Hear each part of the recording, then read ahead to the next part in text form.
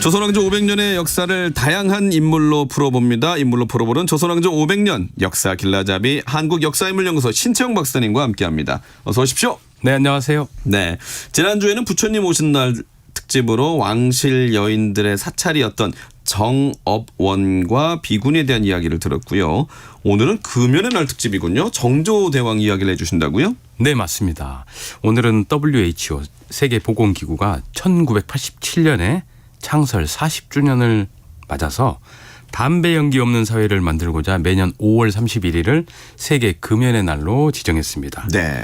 그래서 조선시대 담배 하면 떠오르는 사람 바로 정조와 조선시대 담배 이야기 준비해봤습니다. 정조가 담배를 즐겨 피우셨다는 것은 미처 몰랐습니다. 담배 혹시 태우시나요? 네, 30년째 피우고 있습니다. 아이고, 개인적으로 여쭤봐서 죄송합니다. 아니, 언젠가 끊어야죠, 뭐. 네, 오늘 뭐 금연의 날이라고 하니까 그래서 한번 여쭤봤는데 성공하시길 바라겠습니다. 그러면 먼저 담배가 언제 우리나라에 들어왔는지 기록에 남아 있는 게 있나요? 네, 알 수 있습니다. 오. 바로 조선왕조실록에 담배에 관한 기록이 나오거든요. 네. 조선시대 때는 일단 담배를 남초라고 불렀어요. 남초. 남쪽의 풀이란 뜻이죠. 남쪽은 일본을 말합니다. 예. 그래서 남초라고 조선왕조실록에 기록되어 있어요. 근데 남초 말고 또 남령초라고도 합니다. 남쪽에 영험한 풀, 신령스러운 풀. 네. 이렇게요. 그 기록이 광해군 일기, 조선왕조실록 중에 네. 광해군 일기에 처음으로 등장합니다. 그렇군요. 네네. 그 이전에는 이 말이 안 나와요. 그래서 광해군 일기 첫 때는 1623년 2월 15일 기록입니다. 네. 이날 실록에 어떤 내용이 딱 담겨 있느냐. 예. 동래, 즉 부산 쪽이죠. 동래 외관이라는 곳이 있었습니다. 외인들이 좀 거주하는 곳이죠. 네. 그 외관 건물에 불이 나가지고 80여 칸이 모두 탔다라고 기록되어 있는데 아이고야. 실록을 기록한 사관은 이 사실에다가 또 이런 내용을 덧붙여 놓았어요. 임술년에도 큰 불이 났는데 외인들이 남초를 즐겨 피우기 때문에 담뱃불로 인해 불이 난 것으로 보인다라고 덧붙이고 있습니다. 그게 첫 기록인가요? 맞습니다. 오, 그렇군요. 자, 이 기록의 근거에 보면 아마도 임진왜란 중이나 그 시기를 전후하여 우리나라가 담배가 들어온 것으로 보일 수 있습니다. 네. 그래서 인조실록에 보면 조선 사람들이 남초, 즉 남령초를 몰래 청나라 심양에 보냈다가 청나라 장수에게 발각되어 된통 혼이 났다는 기록이 있습니다. 이 기록에는 담배에 관한 설명이 또 재미있게 되어 있어요. 예. 이건 아나운서님께서 한번 멋진 목소리로 한번 읽어주십시오. 네, 제가 읽어보겠습니다. 담배는 일본에서 생산되는 풀인데 그 잎이 큰 것은 7, 8촌쯤 된다. 가늘게 썰어 대나무통에 담거나 혹은 은이나 주석으로 통을 만들어 담아서 불을 붙여 빨아들이는데 맛은 쓰고 맵다. 가래를 치료하고 소화를 시킨다고 하는데 오래 피우면 가끔 간의 기운을 손상시켜 눈을 어둡게 한다. 네, 이런 기록이 있습니다. 이런 기록이 있군요. 제가 어렸을 때 정말 시골에 산 적이 있었습니다. 예. 그때 그 주변에 담배 농사를 많이 했어요. 예. 그때도 실제로 담배잎이 그렇게 큰 줄 몰랐어요. 그 초등학생 제가 3학년 때였는데 제 키보다 그 잎이 더 커요. 그래서 동네 할아버지들이 또 그 담배잎을 말립니다. 하우스 같은 데서. 말린 다음 신문지로 감싼 뒤에 그것을 피우는 걸 보고 놀랐습니다. 저것이 조선의 시각 아닌가. 그냥 뭐 필터 없이 동네 할아버지들이 그때가 80년대니까 그랬군요. 그런 기억이 있어요. 게다가 또 이것을 기록한 사관은 담배가 언제 우리나라에 본격적으로 들어왔는지 구체적으로 말하고 있습니다. 예. 바로 1616년입니다. 광해군 8년인데 예. 이때부터 바다를 건너 들어와 피우는 자가 있었다고 기록하고 있어요. 바다를 건너 들어온 자들은 일본 사람들입니다. 네. 그런데 바로 5년이 지난 1621년부터는 또 이런 내용이 나와요. 조선 팔도에 담배를 피우지 않은 사람이 없을 정도였다. 손님을 대할 때 차나 술을 내오잖아요. 네. 근데 그것 대신에 담배를 내오기도 했다고 합니다. 당시에도 담배가 백해 무익한 것을 알고 있지만 끊으려고 해도 끝내 끊지 못하니까 세상에서는 요망한 풀이라고 불렀다고 합니다. 요망한 풀. 예. 자, 그래서 오죽하면 담배가 뇌물로 사용된 적도 있습니다. 담배 또 애연가들에게는 뇌물이 되기도 하는군요. 네, 맞습니다. 예. 지금도 저는 이제 저희 스승님들 중에 혹시 애연가이신 분들이 있거나 예. 또 주변의 어르신들 중에 담배를 피우시는 분들이 있으면 가끔 담배 한 보를 선물합니다. 예전엔 또 이런 게 흔했어요. 조선시대에는 예외가 아니었습니다. 예. 바로 담배를 뇌물로 주고 벼슬을 받기도 했습니다. 아하. 그 기록이 조선 숙종 3년 1677년 실록에 나옵니다. 그 내용이 뭐냐? 네. 무인이었던 서치라는 사람이 있었는데 이조판서였던 민저무 사위에게 담배를 뇌물로 주고 사원부 감찰이라는 벼슬을 받았다는 기록이 있어요. 그만큼 담배가 뇌물로 사용될 만큼 가치가 있었다는 거죠. 와, 그런 걸 또 다 적어놨군요. 실록에는 별게 다 기록됐습니다. 임진왜란 정유재는 합쳐서 한 7년 정도 기간이 있었으니까 그 기간에도 담배는 막 여기저기 이제 퍼졌겠네요. 그런데 말입니다. 담배라는 게 사실 아시아에서 유래된 게 아니지 않습니까? 일본에 어떻게 전해졌을까요? 담배 원산지는 중남미입니다. 아, 그렇죠. 그렇죠. 네, 아메리카 대륙이죠. 네. 유럽에서 특히 16세기 중반부터 아메리카 대륙 신대륙의 발견이라고 하는데 예. 아메리카 대륙을 침략하면서 그곳 원주민이 피우던 담배의 종자를 유럽으로 가져오게 되었죠. 담배를 타바코라고 하잖아요. 예, 예. 우리가. 이 타바코라는 용어가 바로 이베리아 반도, 스페인, 포르투갈 이 지역에서 만들어진 용어죠. 그래서 특히 일본의 센코쿠 시대, 즉 전국 시대죠. 이때 일본은 포르투갈과 교류가 매우 활발했었습니다. 그 때문에 먼저 일본의 담배가 들어오고 이 센코쿠 시대를 통일한 도요토미 히데요시, 풍신수길이라고 하죠. 이 히데요시가 임진왜란을 일으키면서 이제 조선에도 들어온 것으로 추정됩니다. 네. 자, 그러다 보니까 일본은 우리나라보다 훨씬 먼저 담배가 들어왔고 또 뭐랄까요, 더 남성적인 사회였잖아요. 네, 예. 그러다 보니까 일본은 흡연에 매우 관대했습니다. 우리나라보다 더. 그래서 술집이나 음식점에도 우리나라 8, 90년대처럼 재떨이가 있기도 하고 최근에 올해 제가 2월에 예. 일본을 갔다 왔는데 여전히 그 호프집이라고 할까요? 네네. 이런 술집에는 재떨이가 있어요. 실내예요? 네. 오. 그래서 실제 연초는 아니지만 전자담배까지는 또 아직도 술집에서 허용하고 있습니다. 그렇군요. 네. 어플리케이션 콩에 인디언들이 피던 담배가 조선에 들어오다라고 의견을 올려주셨고요. 유튜브를 통해서는 일 쉬는 시간에 지금 흡연하면서 잘 듣고 있습니다. 저희 라디오 들어주시는 건 굉장히 좋은데 흡연하시면서 건강을 위해서 적당히. 네. 네. 자, 이렇게 조선에 담배가 들어온 배경은 잘 들었고요. 이제 정조대왕과 담배 이야기를 좀 듣겠습니다. 네. 사실 정조대왕만 애연가가 아니었고 많은 조선 사람들이 애연가였습니다. 예. 조선 후기 그 해원 신윤복이라는 화가가 그린 풍속화가 많이 남아있죠. 그 그림에 보면은 기생들이나 남자들이 담배를 피우고 있는 것을 볼 수 있습니다.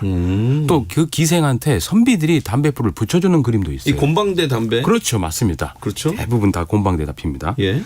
자, 그래서 곡식을 심을 밭에다가 담배를 심어 파는 거예요.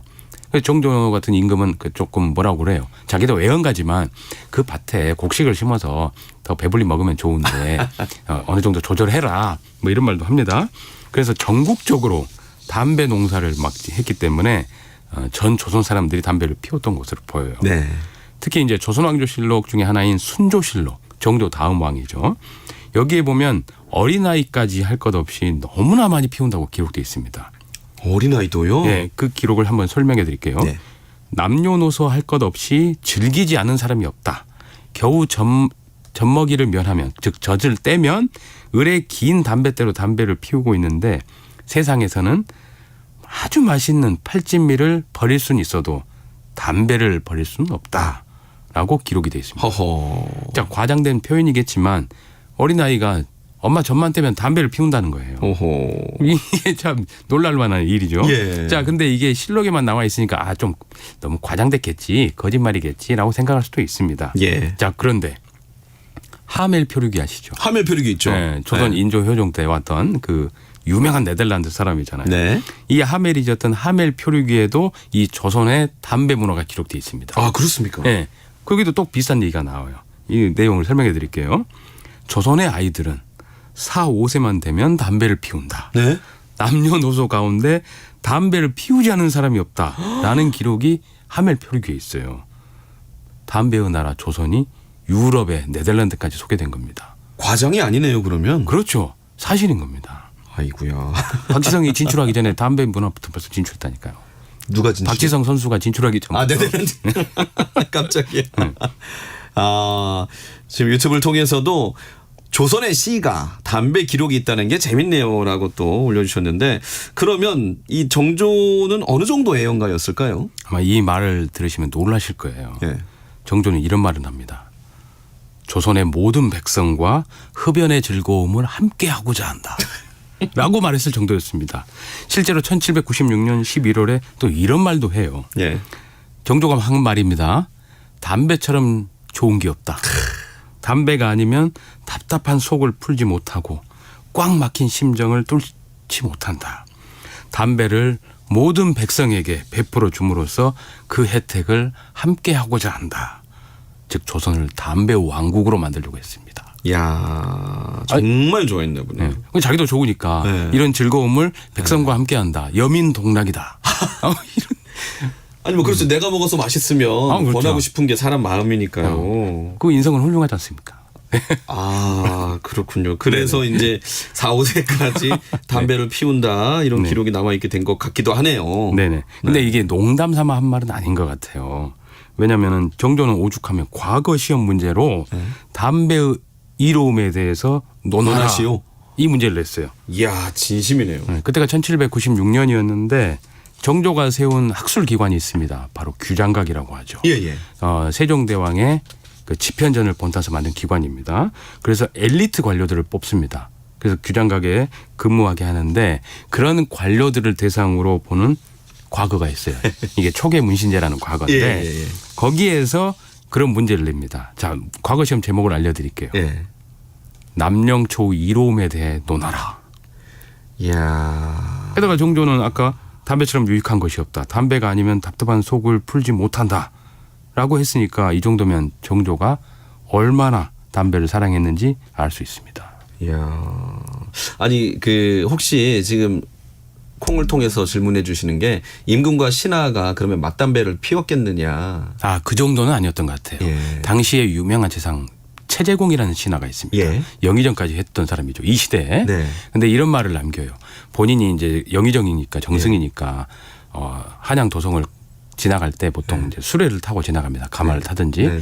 근데 매우 젊은 남자들이나 어린 아이들이 담배를 이렇게 입에 물고 예예예. 뭐 예를 들면 국무총리가 지나가는데 뭐 인사도 안 하고 뭐 이런 거에 대해서 보남 최재공이 신랄하게 저 예의가 없다. 꾸짖는군요. 요즘처럼 뭐 어디 어른 앞에서 그래서 차마 아무리 이 담배라도 예. 임금과 신하가 바로 맞담배를 피지는 않았을 것 같아요. 그렇죠. 왜냐하면 그것도 그렇죠. 예를 중요시하는 나라였기 때문에 그랬던 것 같습니다. 그러면 여기 보면 그 어플리케이션 콩에 조선시대 담배가 몸에 얼마나 해로운지 그런 건 없었나요?라는 질문도 있거든요. 그러니까 정조의 건강이 어땠는지가 궁금해지네요. 일단 정조는 건강이 매우 안 좋았습니다. 뭐 이런 건 많이 알려졌죠. 일단 정조는 다혈질인데다 예. 성격도 매우 급했어요. 특히 왕들의 특성상 과중한 업무와 스트레스로 인해 잦은 병치레를 합니다. 특히 정조는 술도 마시고 담배도 피우고 저처럼 저도 그렇게 다 합니다만 게다가 정조의 사인을 보면은 고혈압, 당뇨 합병증을 또 앓고 있었어요. 그래서 정조가 남긴 편지들을 보면 친한 사람들한테 보낸 편지들을 보면 자주 눈이 뻘겋게 충혈되고 그래서 눈곱이 끼고 몸이 뜨겁고 그 온돌 바닥에 누워 있기가 매우 힘들다. 이게 현대 법의학자들이 보면 이게 고혈압의 당뇨 합병증이다. 그래서 정조는 아마 돌연사했다라고 보는 거예요. 특히 이제 정조는 또 몇 해 고질적인 질병, 종기를 앓고 있었어요. 네. 특히 그래서 고름으로 굉장히 고생했다고 하죠. 조선시대 그 어이들이 임금의 몸에 함부로 침을 놓다가 임금이 돌아간 경우가 많습니다. 예. 표정도 그랬기 때문에 함부로 몸에 쉽게 손을 못 대지요. 게다가 더운 여름날 몇 대나 되는 고름을 쏟았다고 고생했다고 하니까 그 고통이 얼마나 심각했는지 알 수가 있습니다. 네. 조선시대 사람들도 담배가 백해 무익한 건 알고 있었어요. 다만 그 즐거움이 더 크다라고 생각했기 때문에 끊지 못하고 그랬던 것 같아요. 네. 그래서 몇 살까지? 정조는 48에 승하합니다. 네. 이게 일설에서는 뭐 독살설이다 어쩌다라고 하는데 그건 아니고 예. 돌연사로 보는 게 맞는 것 같습니다. 알겠습니다. 그래서 다들 금연하는 게 좋을 것 같습니다. 금연합시다가 오늘 결론이군요. 저도 노력해 보겠습니다. 자, 인물로 풀어보는 조선왕조 500년 한국 역사인물연구소 신채용 박사였습니다. 잘 들었습니다. 고맙습니다.